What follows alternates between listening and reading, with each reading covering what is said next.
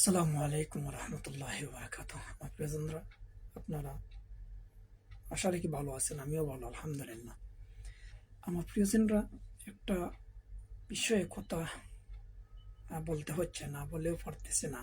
বারবার যখন সামনে আসতেছে এই একাত্তরের জামাতের ভূমিকা নিয়ে অনেকগুলা টকশোতে, এর মধ্যে একটা টকশো আছে, একজন বোন এই জামাতের একাত্তর বিষয় নিয়ে এখনো ওনার শরীরে চুলকানি কমতেছে না। আর সত্য বলতে এই চুলকানি আমারও ছিল, আমাদের মতো অনেকেরই ছিল, যারা আমরা 71-এর পরে জন্ম নিয়েছে। কারণ জন্মের পরেতেই যেই এলাকায় যেখানে বেড়ে উঠেছি সবাই ছিল জয় বাংলার লোক। তো না বুঝেই স্লোগান জয় বাংলার দিয়ে দিয়েই বড় হয়েছি এবং ওই লোকদেরকেই দেখেছিলাম। তাহলে জামাত নিয়ে চুলকানি উঠা ছাড়া আমাদের তো আর কিছুই ছিল না। আমার মনে হয় যে এই উপস্থাপিকাই এখন পর্যন্ত এই ঘটনা বা এই আশেপাশে রয়েছেন। এই হলো একটি কথা। এটা মানে আমি ছবিটা তুলতে পারতাম, ভিডিও মানে তোলার প্রয়োজন এর জন্য মনে করছেন না যে এই উপস্থাপিকার বা এই ধরনের টকশোতে আপনারা শুনতেছেন এবং শোনেন। আমি এই মুহূর্তে দেখছিলাম এবং কমেন্টসও করছিলাম। এখন আছে 71 বিষয়ে যে মানে উপস্থাপিকার যে চুলকানি, জামাত যেই অবস্থান নিয়েছিল, সেটা হলো যে বাংলাদেশ স্বাধীনের বিপক্ষে, মানে স্বাধীন হওয়ার পক্ষে ছিল না। সেটা কি সঠিক ছিল? হ্যাঁ, আমার যখন বুঝ হলো বা বুঝতে পেরেছি এবং ইতিহাস ঘেটে জেনে বুঝে দেখতেছি যে সেই সময়ে অবস্থান সঠিকই ছিল।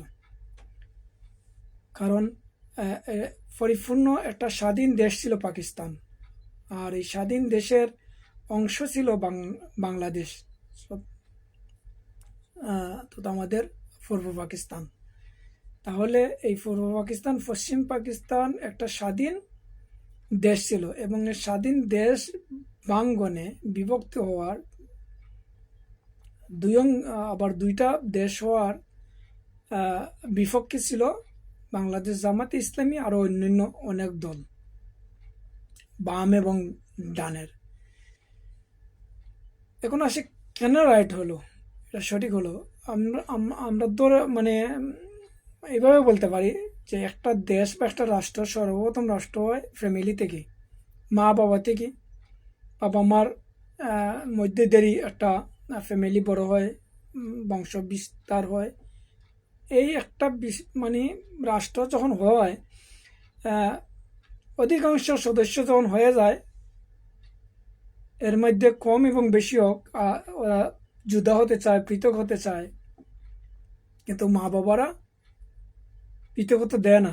এবং এটা এখনও আছে। বিশেষ করে এই যে মানে সম্ভবত সপ্তাহখানেক পূর্বেই আমার এক সিলেটের বন্ধু হাফিজ সাহেব, তো উনি বললো যে ওনার গ্রামের এক চাষারা এখন পর্যন্ত তারা অনেক ভাই বোন, এবং প্রত্যেক ভাই বোনরা তো বিয়ে হয়েছে, মানে ভাইদের সংসারে 4টা 5টা করে সন্তান আছে এবং তারাও পরিপূর্ণ বয়স্ক, অধিকাংশ বিয়েও হয়ে গেছে মানে ছেলেদের। এরপরেও তারা সংসার মানে জুদা হতে দিচ্ছে না। কিন্তু তাদের এই পরের প্রজন্মরা আর একসাথে থাকতে চাচ্ছে না। এখন আমার প্রশ্ন হইল এই যে মুরব্বীরা দিতে চাচ্ছে না এবং নতুন জেনারেশনরা থাকতে চাচ্ছে না। এখন যদি হয় তাহলে যারা দিতে চাচ্ছে না তারা কি রাজাকার হবে? তারা কি অন্যায় করবে? তাদের যুক্তি কি মানে ভুল ছিল? আমি ধরে নিলাম মা বাবা ওটা বলতে পারবো না, অনেক সংসারে বড় ভাই এরা জুতা হতে দেয় না, যে আমি আমি আমি যতদিন জীবিত আছি আমি চাই না যে আমার ভাই বোন সবাই জুদা হয়ে যাক। এখন কোনোভাবে উনি মানে পারতেছে না, ভাই বোনরা জুদা হয়ে গেছে, তাহলে কি সেই বড় ভাই যে জুদা হতে মানে দিতে চাচ্ছিলেন না, উনি কি অপরাধী? উনি যুক্তি কি ভুল ছিল? কখনো না। উনি ওনার ভালোবাসাতে, যে একটা সংসার এতদিন আমরা একসাথে ছিলাম, সুখে দুঃখে বড় হয়েছি, এখন কেন জুদা হতে দিব? আমায় আমরা আমরা বুঝি যে এইটাই বাংলাদেশ যখন পাকিস্তানের সাথে ছিল, পাকিস্তান যুদ্ধ করে স্বাধীন হয়ে বাংলাদেশ সহ একটা স্বাধীন রাষ্ট্র পেয়েছিল। এই রাষ্ট্রটা আবার মানে দ্বিখণ্ডিত হোক, সেটাই বাংলাদেশ জামাতে ইসলামী এবং অন্যান্য ডান এবং বাম সংখ্যায় কম হইলেও তারা চাচ্ছিল না। এইগুলো একটা বিষয়। আর একটা বিষয় হলো যে যেই পদ্ধতিতে বাংলাদেশ স্বাধীন হয়েছিল, এই পদ্ধতিটাই ছিল বাংলাদেশ জামাতে ইসলামীর মেনে নেওয়ার মাথা ব্যথার কারণ, মানে এবং সেটাই আমরা 54 বছরে আমরা সেই দাসত্বে গোলাম হিসাবে ছিলাম, মানে ভারতের। এই ভারতের আধিপত্যর বিরুদ্ধে অবস্থান করেছিল বাংলাদেশ জামাতে ইসলামী। তো আমার বুঝে আসে না, আমি কমেন্টস এইভাবে বলেছিলাম যে বাংলাদেশ জামাতে ইসলামী এবং ইসলামী ছাত্র শিবিরের সদস্যরা এই সুলকানি উপস্থাপিকার বোনের টকশুতে মানে কেনে আসেন, কিসের জন্য আসেন, কোন কৌশল বা কোন হেকমত অবলম্বন করে আমার বুঝে আসে না। মনে হয় যে এই ধরনের সুলকানি এখনো যারা হাসিনা মুজিবের বুধ যাদের গাড়ে রয়েছে তাদের টকশুতে আসিয়া বিভ্রান্ত হওয়া ছাড়া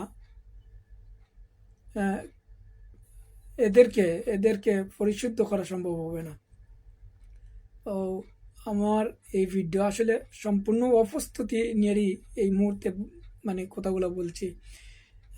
যদি আমার এই ভিডিওগুলা বাংলাদেশ জামাতে ইসলামীর সম্মানিত রোকন এবং ইসলামী ছাত্র শিবিরের সম্মানিত সদস্যবৃন্দ যারা এই টকশুতে আসেন, আমি কি বলবো, আমি বলবো যে আপনারা এই ধরনের টকশুতে না আসাটাই কি উত্তম। মানে বারবার যখন ওরা বলে তখন আপনারা এই বিষয়টাকে অধিকাংশ আসে আর অধিকাংশ আপনারা আবার মানে চেপে চেপে রাখিয়া স্পষ্ট করেন না এটা আপনারা কোন কৌশলে কেনে। আর যে বিষয়টা স্পষ্ট করে গেছেন বাংলাদেশ জামাতে ইসলামী সম্মানিত সাবেক আমির এবং রুকনবৃন্দ, আমরা এখনো এই কথাগুলো আছে। তারপরেও এই উপস্থাপিকা বা এই ধরনের উপস্থাপিকাদের মতো আরও যারা আছে বারবার এই বিষয়টা তারা কী করতেছে, গুলাটে করার জন্য আপনাদেরকে প্রশ্ন করে বিভ্রান্ত করতেছে। শুধু আপনাদেরকে নয়, পুরা জাতিকে। এটা হলো স্পষ্ট এবং এই 54 বছরে সেটাই প্রমাণিত হয়েছে। এবং এবং এমনকি যারা আওয়ামী লীগের মানে জানু সৈনিকরা ছিল, শেখ মুজিবের হাতে গড়া লোকগুলা, যেমন আমি একজনের নাম বলতে পারি কাদের সিদ্দিকী।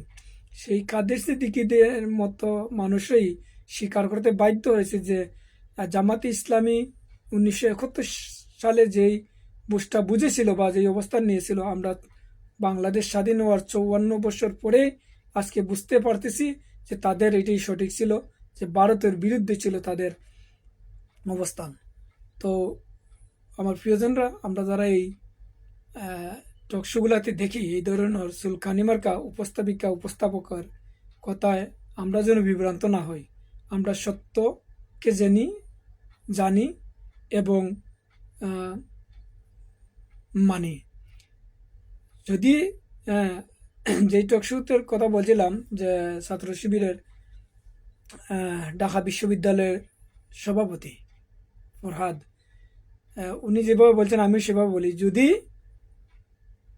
আপনারা প্রমাণ করতে পারেন যে বাংলাদেশ জামায়াতে ইসলামী লোকেরা খুন, দর্শন, লুটোরাজের সাথে সম্পৃক্ত ছিলেন, আমিও তাদের বিচার চাই।